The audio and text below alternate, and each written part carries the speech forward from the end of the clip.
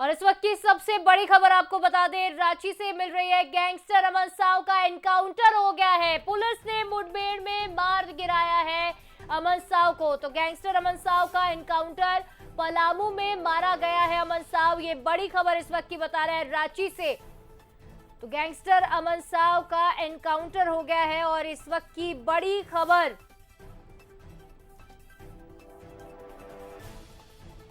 तो गैंगस्टर अमन साव को मार गिराया है पुलिस ने। तो आपको ये भी बता दें कि गैंगस्टर अमन साव वही रांची का लड़का है जिसने लॉरेंस बिश्नोई का खास खुद को बताया था और कनाडा मलेशिया तक उसके कनेक्शन निकले थे। तो छत्तीसगढ़ पुलिस झारखंड से गैंगस्टर अमन साव को रायपुर लेकर आई थी, जिससे दोबारा रांची ले जाया गया था।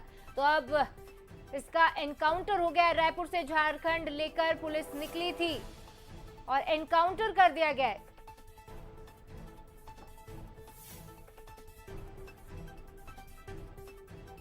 देखिए, अमन साहू रांची के छोटे से गांव मदबे का रहने वाला था और इसके ऊपर 100 से ज्यादा मामले पहले से ही दर्ज थे। गाड़ी पलटने के बाद भाग रहा था और उसके बाद एनकाउंटर किया गया। इस पर ज्यादा जानकारी लेंगे। अनंत शर्मा हमारे साथ फोन लाइन पर जुड़ गए।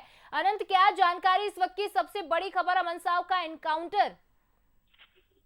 बिल्कुल, देखिए, कुख्यात गैंगस्टर अमन साहू का अब एनकाउंटर हो चुका है और पुलिस के बीच मुठभेड़ हुई। और ये पूरी खबर देखिए, रायपुर से कल ही उसे ले जाया जाता है और रास्ते में ही झारखंड में जब अमन साहू पहुंचता है तो वहां पर पुलिस के साथ मुठभेड़ होती है। कुछ अमन साहू बताया जा रहा है कि कुछ अमन साहू के जो साथी थे वो भी वहां पर पहुंचते हैं और उसके बाद लंबी एक मुठभेड़ होती है और मुठभेड़ के बाद अमन साहू को मार गिराया जाता है। और जिस तरीके से देखिए, अमन साहू के कई अगर देखा जाए तो कई मामलों में उनके नाम निकलकर सामने आए थे। जिस तरीके से अगर रायपुर की भी बात करें तो कारोबारी के घर में फायरिंग करने का मामला था और तमाम ऐसे कई धमकी देने वाले मामले थे जिसमें अमन साहू का नाम सामने आया था। कुख्यात गैंगस्टर था और कल ही रायपुर से झारखंड के लिए पुलिस जो है लेकर निकली थी। मैं बता दूं कि पलामू जिले के रामगढ़ थाना क्षेत्र के बीच मुठभेड़ की सूचना थी और वहीं पर जो है अमन साहू को मार गिराया गया है। अब देखिए, पुलिस पूरे मामले की जांच में जुटी हुई है कि कैसे ये क्या पूरी प्लानिंग थी, क्या अमन साहू गैंग के साथियों को पता था कि अमन साहू को लाया जा रहा है, इसके कारण पूरी प्लानिंग की गई थी। तो ये अभी पूरी जांच का विषय है। पुलिस पूरे मामले पे जांच कर रही है और जिस तरीके से देखिए, छत्तीसगढ़ समेत कई राज्य ऐसे थे जिसमें अमन साहू का जो खौफ था वो लोगों में कहीं ना कहीं था। दहशत का माहौल अमन साहू ने बनाया था। इस दहशतगर्द को जो है कहीं ना कहीं पुलिस ने एनकाउंटर कर मार गिराया है। अब देखना होगा, इस पूरे मामले में जांच जारी है। पुलिस मामले में जांच कर रही है किस तरीके से। और अब ये जो पूरी एनकाउंटर हुई है, जब मुठभेड़ हुआ है, तो क्या इन लोगों को पहले से अमन साहू गैंग के जो लोग हैं उन्हें कुछ पता था? अनंत, आपसे पूरा घटनाक्रम समझना चाहेंगे क्योंकि जिस तरह की खबरें मिल रही है, कहा जा रहा है कि गाड़ी पलटी और उसके बाद अमन साहू भागने की कोशिश कर रहा था। पूरा घटनाक्रम जरा समझाइएगा हमारे दर्शकों को। बिल्कुल, देखिए, जब रायपुर से पुलिस लेकर निकलती है अमन साहू को तो उसी बीच में गाड़ी पलटने की भी खबर आ रही थी और इसी बीच में अमन साहू भागने की कोशिश करता है। लेकिन कहा यह भी जा रहा है कि अमन साहू के कुछ लोग भी वहां पर मौजूद थे। कोशिश यही थी कि अमन साहू को वहां से बचाकर निकाला जाए। एक तरीके से देखिए, पुलिस के शिकंजे से बचाने की कोशिश थी और जैसे ही गाड़ी पलटती है और उसके बाद ये पूरा मामला होता है, मुठभेड़ होती है, एक बड़ा मुठभेड़ होता है जिसमें अमन साहू को पुलिस मार गिराती है। जिस तरीके से देखिए, अगर अमन साहू गैंगस्टर के बारे में कहा जाए तो कई एनकाउंटर मामले में देखिए, अगर पूरे अमन साहू की देखें तो रांची पुलिस की टीम पूछताछ के लिए रायपुर से रांची ला रही थी और पुलिस ने उसे रिमांड में लिया था। रायपुर से रांची लाने के दौरान पुलिस की गाड़ी जो है चैनपुर इलाके में अपराधियों के साथ गाड़ी में एक तरीके से देखिए पूरा एक बड़ा मुठभेड़ होता है और उसके बाद गाड़ी दुर्घटनाग्रस्त हो जाती है। दुर्घटना के बाद जो है अमन साहू ने पुलिस का इंसाज हथियार छीन लिया और भागने की कोशिश करने लगा और उसके बाद पुलिस ने जब उसे रोकने की कोशिश की तो पुलिस पर उसने फायरिंग शुरू कर दी। और जैसे ही देखिए, पुलिस के हथियार को लेके पुलिस के ऊपर ही फायरिंग अमन साहू करता नजर आ रहा था। उसके बाद पुलिस की टीम ने जवाबी फायरिंग की जिसमें अमन साहू को कई गोलियां लगी। घटनास्थल पर उसकी मौत हो गई। हालांकि अभी तक इस घटना की कोई आधिकारिक तौर पर पुष्टि नहीं हुई है। और देखिए, झारखंड में अमन साहू गिरोह का आतंक और उत्पाद अन्य आपराधिक गिरोहों की तुलना में बढ़ा है। 3 दिन पहले ही इसी गिरोह के अपराधियों ने रांची के बरियातू रोड में कोयला ट्रांसपोर्ट में विपिन मिश्रा पर फायरिंग की थी। तो लगातार देखिए ऐसे मामले निकलकर सामने आ रहे थे जिसमें अमन साहू गैंग का जो था वो आतंक मचाता नजर आता था। अनंत, इस पूरे मामले में दो सवाल और उठते हैं। पहली बात तो ये कि उसके पास आखिर गन आई कहां से कि वो पुलिस पर हमला कर पाया। दूसरी बात ये भी कि अगर ये मारा गया है तो इसके बाद क्या होगा? क्या उसे रायपुर लाया जाएगा या रांची में ही आगे की कार्रवाई की जाएगी?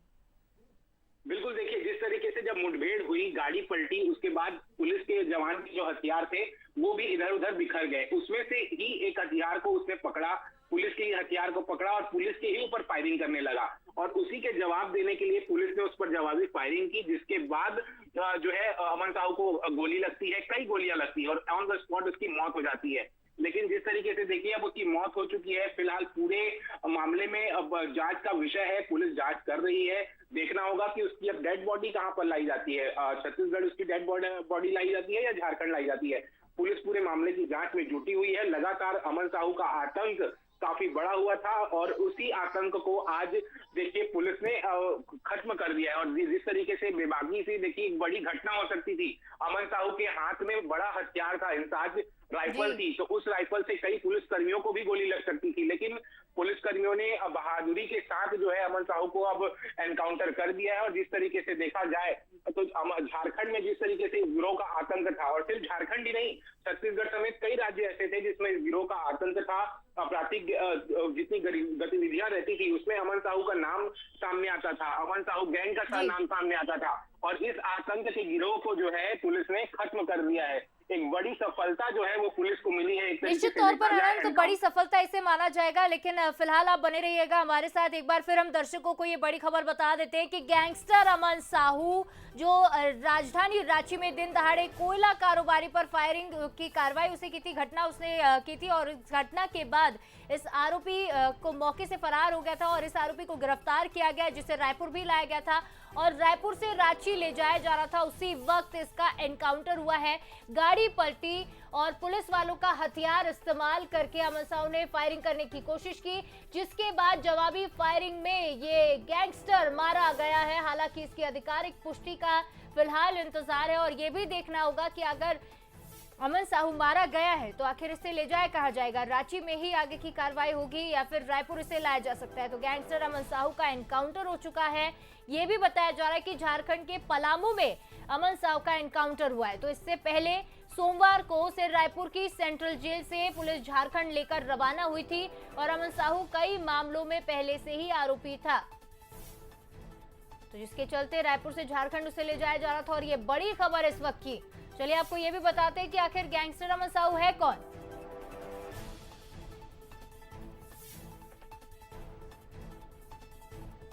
तो देखिए गैंगस्टर अमन साहू जिस पर पहले से ही 100 से ज्यादा मामले दर्ज हैं, रांची के एक छोटे से गांव मदबे का रहने वाला ये बताया जा रहा है। हार्डकोर माओवादी भी रह चुका है, यानी नक्सली बैकग्राउंड भी अमन साहू का रहा है और एक हार्डकोर नक्सली ये रहा है। बता दें कि 2013 में अमन ने अपना गैंग बनाया और करीब 2.5 साल पहले कोरबा में अमन साहू के गैंग के सदस्यों ने बर्बरिक ग्रुप पर फायरिंग की थी और इस फायरिंग के बाद से ही पूरे छत्तीसगढ़ में इसका नाम गैंगस्टर के तौर पर सामने आया। शहर के शंकर नगर इलाके के कंपनी के पार्टनर के घर के बाहर गोली चलाकर धमकी दी थी और आरोप ये भी था कि कुछ शूटर रायपुर भेजे थे, जिसके बाद से ही ये कार्रवाई की गई। और चलिए हमारे साथ ब्यूरो चीफ गौरव शुक्ला लाइव जुड़ गए।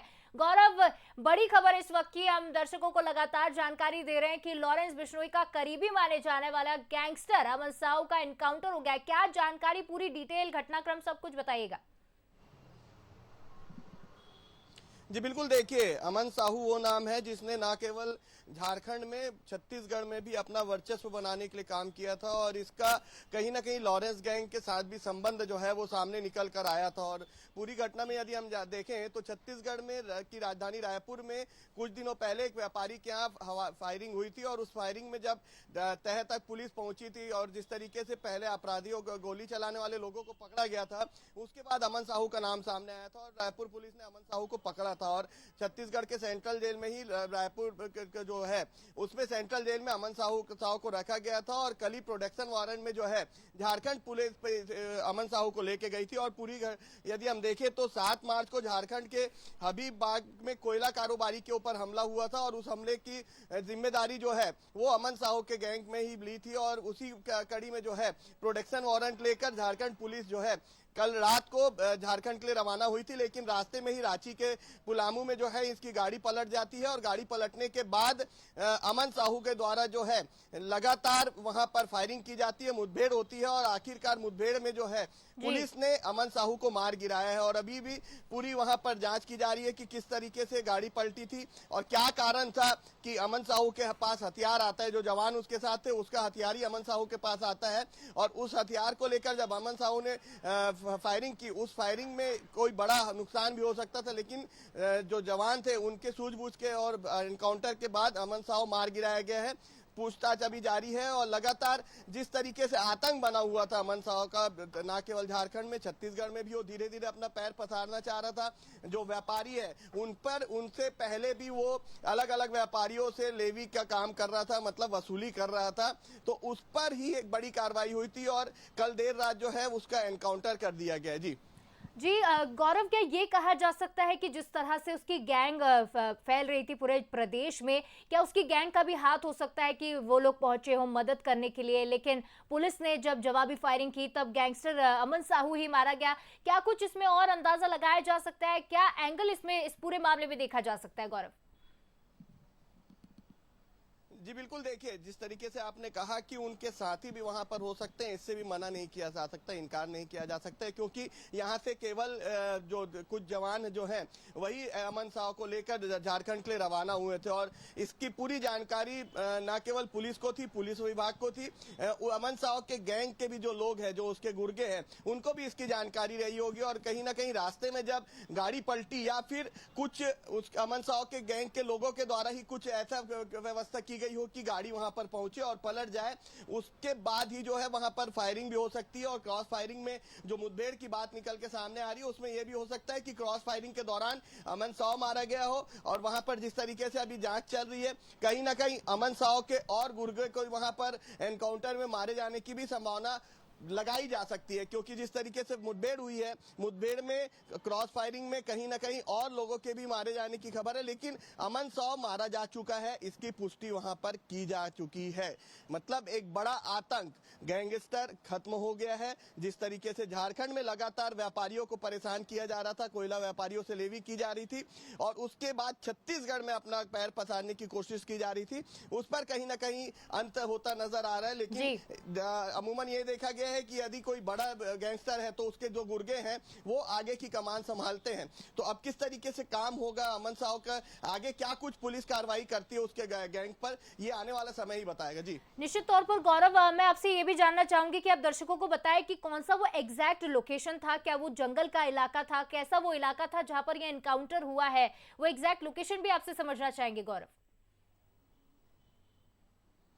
जी बिल्कुल, देखिए रायपुर से रात तकरीबन 8 बजे के आसपास यहाँ से झारखंड पुलिस अमन साहू को लेकर निकलती है और देर रात का वो वक्त बताया जा रहा है जब रांची के पहले प्रयाम जो जगह है जहाँ पर पुलिस ने ये एनकाउंटर किया है, झारखंड पुलिस ने ये एनकाउंटर किया है और शहरी क्षेत्र के पास होने की बात यहाँ पर बताई जा रही है। मतलब शहर के आसपास की ये घटना है। पलामू एक गांव है और गांव के थोड़े दूर पर ही ये पूरी घटना को अंजाम दिया गया है। वाहन जो थी वो पलटी थी और अभी भी वहां पर जांच जो है वो जारी है। अब फॉरेंसिक टीम वहां पर पहुंची है और देख रही है कि किस तरीके से वहां पर फायरिंग की गई है। जो गाड़ियों में फायरिंग हुई है, गाड़ियों में भी फायरिंग हुई है, कांच के शीशे टूटे हुए हैं, तो उसके उन पूरे पहलुओं पर वहां पर अभी जांच जो है वो की जा रही है और जांच के बाद ये स्पष्ट हो पाएगा कि एग्जैक्ट घटना स्थल कहां पर था और घटना स्थल में कितनी फायरिंग हुई, कितनी फायरिंग किसके तरफ से हुई, ये पूरी जानकारी जो है वो जांच के बाद गौरव अब इंतजार जांच का ही रहेगा। जिस तरह से कहा जा रहा है कि पुलिस की टीम और फॉरेंसिक की टीम फिलहाल मौका वारदात पर मौजूद है और इन तमाम सवालों के जवाब